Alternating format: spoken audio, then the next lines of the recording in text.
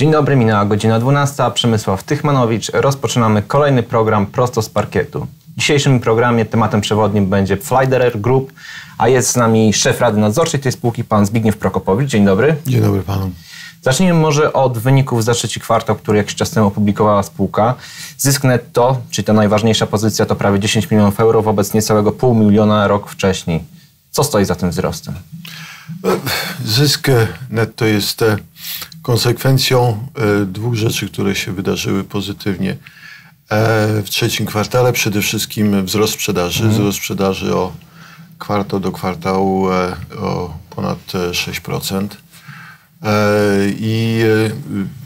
Czyli ponadto drugim elementem, który odegrał tutaj istotną rolę, był spadek kosztów stałych oraz przede wszystkim utrzymanie marży na zadowalającym wysokim poziomie, mimo tego, że mieliśmy wzrost cen materiałów. Ten wzrost cen materiałów udało się przekazać w postaci wzrostu cen dla klientów. W związku z tym głównie dwa efekty. Wzrost sprzedaży, ograniczenie kosztów, to spowodowało wzrost wyniku operacyjnego EBITDA i w konsekwencji również wzrostu zysku netto. No właśnie, mówi pan chociażby o ograniczeniu kosztów.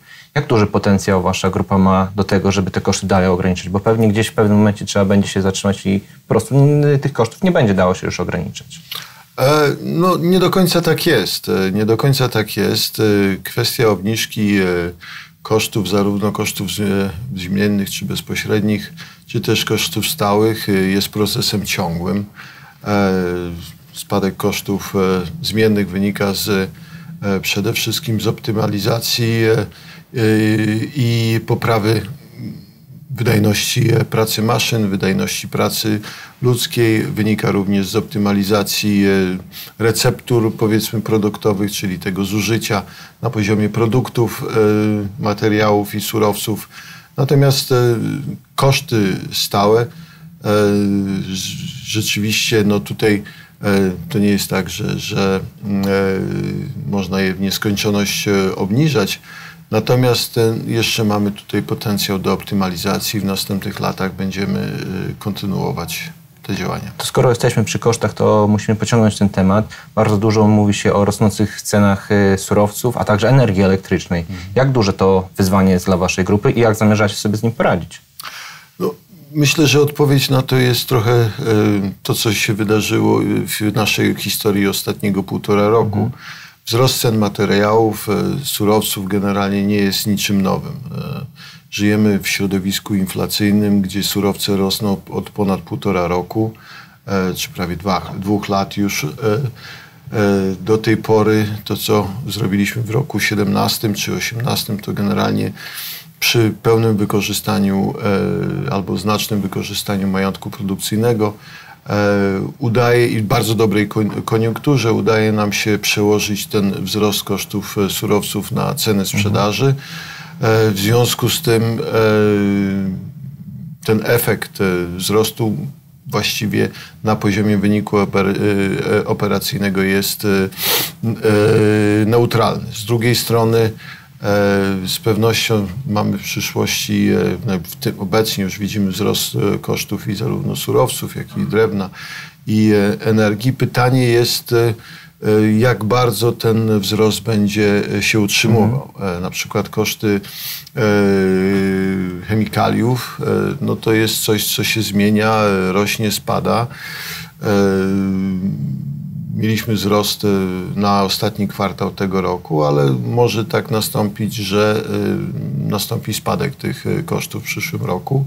Jeżeli chodzi o wzrost kosztów drewna, no to mamy jakiś niewielki wzrost kosztów energii. Jesteśmy generalnie zahedżowani na przyszły rok. Także na koniec dnia przekażemy pewno dalej ten wzrost kosztów surowców w postaci cen dla rynku, dla klientów. To, co widać w wynikach za trzeci kwartał, to także jest stosunkowo spore, duże zadłużenie waszej firmy. Dług netto to 385 milionów euro. Czy zamierzacie coś robić w tym kierunku, żeby to zadłużenie jednak ograniczać? No, robimy to ciągle, tak? Generując generalnie bardzo duże nadwyżki gotówkowe. ten dług jest non-stop ograniczany. Także dług nie jest zbyt w naszej ocenie wysoki. Na dzień dzisiejszy jest to poziom poniżej 3 razy EBITDA. Myślę, że w ciągu roku jesteśmy bardziej w stanie się zbliżyć do 2 razy EBITDA, poprzez to, że spółka na bieżąco generuje znaczne nadwyżki gotówkowe. Tym samym obniżamy nasz dług. Ostatnie wydarzenia w waszej firmie to nie tylko raport za trzeci kwartał, ale także przedstawienie głównych celów na kolejne lata. Chciałbym, żebyśmy teraz przybliżyli naszym widzom, jakie macie założenia właśnie biznesowe na najbliższe lata. Generalnie rok temu przedstawiliśmy strategię naszym inwestorom. Wtedy było to takie podejście bardziej z góry do dołu, można powiedzieć, tak? Czyli bardziej popatrzyliśmy, ile byśmy chcieli, ile w stanie jesteśmy zwiększyć sprzedaż, ile jesteśmy w stanie poprawić nasze koszty, tym samym ile zwiększyć nasz wynik operacyjny. Powiedzieliśmy, że ten wzrost sprzedaży powinien w 2021 roku powinniśmy dojść do 1,2 miliarda oraz około 200 milionów euro EBITDA.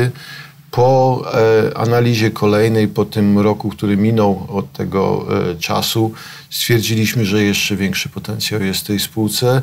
Właśnie, co się zmieniło w tym czasie? No, stwierdziliśmy, że bardziej podeszliśmy do tego analitycznie. To jak wie pan, tak się mówi, każdy kamień został odwrócony po prostu i spojrzany, czy coś jeszcze tam nie leży.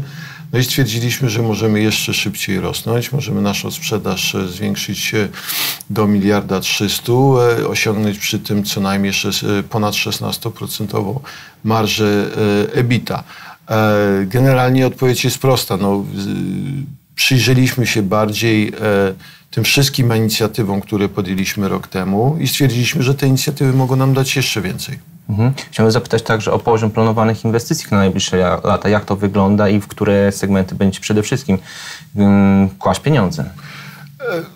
Generalnie inwestycje widzimy w ten sposób, że powinien być to poziom około, powiedzmy, 5% od sprzedaży, albo inaczej mówiąc, poziom około 30-40% od EBITDA spółki. Głównie będziemy inwestować w poprawę efektywności spółki, w tak zwane usunięcie wąskich gardła, co da nam również wzrost produkcji, dodatkowe moce produkcyjne, ale również będziemy inwestować w poprawę efektywności, obniżkę kosztów, no i w nowe produkty, gdyż głównym naszym takim strategią sprzedażową jest rozwój, dalsza sprzedaż produktów o wartości dodanej. W związku z tym to też będzie kierunek inwestycyjny. A czy możliwe jest, że po raz kolejny odwrócicie te kamienie, wszystkie je przyjrzycie i za kilka miesięcy powiecie, że 1,3 miliarda to jednak nie, idziemy po więcej? No, wie pan, zawsze jest to możliwe. To jest troszeczkę, strategia firmy to jest coś, co jest żywym organizmem. Kiedyś taki pruski generał powiedział, że żaden plan nie przetrwał bitwy, nazywał się von Moltke. I generalnie tak jest. Im bardziej pan rozwija firmę, tym więcej widzi pan możliwości. Ja tutaj mówię o takiej filozofii continuous improvement, ciągłej poprawy, która polega na tym, żeby na bieżąco starać się widzieć te możliwości w firmie, gdzie jeszcze można poprawić wynik, czy to po stronie sprzedaży i kosztów. W związku z tym ja nie wykluczam tego, że w miarę jak będziemy realizować tę strategię, na bieżąco ją przeglądamy i stwierdzimy, że jeszcze można więcej osiągnąć. Chciałbym teraz pomówić o otoczeniu rynkowym. Wspomniał pan o rosnącej sprzedaży. Jakiego tempa wzrostu rynku się pan spodziewa? I czy to nie jest tak, że zbliżamy się do takiego momentu, gdzie ten wzrost gospodarczy, zarówno w Polsce, jak i w Niemczech, dynamika tego wzrostu zacznie hamować? Co będzie miało też przełożenie na wasz biznes? No, wzrost dalej jest. Dalej mamy, widzimy nasz portfel zamówień. W październiku osiągnęliśmy tak naprawdę rekordową sprzedaż. Listopad wygląda bardzo dobrze. Grudzień też nie najgorzej, powiedzmy, chociaż na grudzień no, jeszcze chyba troszeczkę trzeba poczekać, ale generalnie wygląda dobrze. Także ten czwarty kwartał wygląda bardzo dobrze, jeżeli chodzi o sprzedaż. A wybiegając trochę bardziej do przodu? Z czego dojrzy, no to my nie mamy takiego, nikt nie ma takiego. Ja widzę po prostu mój portfel zamówień, widzę, co się dzieje u klientów, jak klienci zamawiają, odbierają po prostu swoje zamówienia i tutaj nie widzimy jakiejś osłabnięcia koniunktury gospodarczej. Natomiast oczywiście wszyscy o tym mówią, że to przyjdzie i z pewnością mają rację. Tylko kwestia, kiedy to będzie, myślę, że tego nikt nie wie. Tak? A jak wygląda teraz kwestia konkurencji na rynku, na którym działacie? No, my działamy, wie pan, na takim rynku, który jest dosyć skonsolidowany, bym powiedział. Bariery wejścia na ten rynek są dosyć wysokie, bo wydatki kapitałowe, które są potrzebne, żeby wejść na ten rynek, są bardzo wysokie. Mamy kilku graczy, powiedzmy 3-4 graczy na rynku polskim i niemieckim, bo tak naprawdę spółka głównie funkcjonuje na rynkach, powiedzmy, zachodnim. To jest mniej więcej 75% całej sprzedaży, 25% to jest Polska i tutaj region, powiedzmy, Europy Centralnej. I jest 3-4 graczy, tak? W związku z tym każdy, powiedziałbym, na dzień dzisiejszy ma moce wypełnione. Każdy sprzedaje, powiedzmy, do swoich klientów i oczywiście pewno te moce się w przyszłym roku zmienią. Widzimy nowe moce, które się pojawią. Natomiast z drugiej strony trzeba pamiętać, że Polska jest takim krajem, który bardzo dużo importuje na przykład, tak? Importuje płyty i te nowe moce właściwie zastąpią import. I z punktu widzenia najbliższych 3-4 lat z pewnością te moce są konieczne. W kontekście waszej grupy w ostatnich latach przejawiała się także kwestia postępowania antymonopolowego. Chciałbym dopytać, czy w tym momencie to jest element, którym akcjonariusze powinni się martwić, czy może to już jest temat zamknięty? Znaczy, postępowanie antymonopolowe w przypadku części polskiej, tak, no trwa już od wielu lat. W tym roku, w zeszłym roku mieliśmy decyzję UOKiK-u w tej sprawie. Spółka dokonała odpisu na całą kwotę określoną w decyzji UOKiK-u. Obecnie trwa postępowanie przed sądem. Ono może potrwać jeszcze wiele lat, ale z punktu widzenia wyniku spółki, no ta rezerwa została otworzona, zawiązana w zeszłym roku, w związku z tym to nie uderzy już spółki w przyszłych latach. Ostatnio w przypadku waszej grupy także pojawił się bardzo ciekawy temat, czyli buyback. Skupiliście bardzo dużo akcji, patrząc na realia rynkowe. Co zamierzacie z nimi zrobić?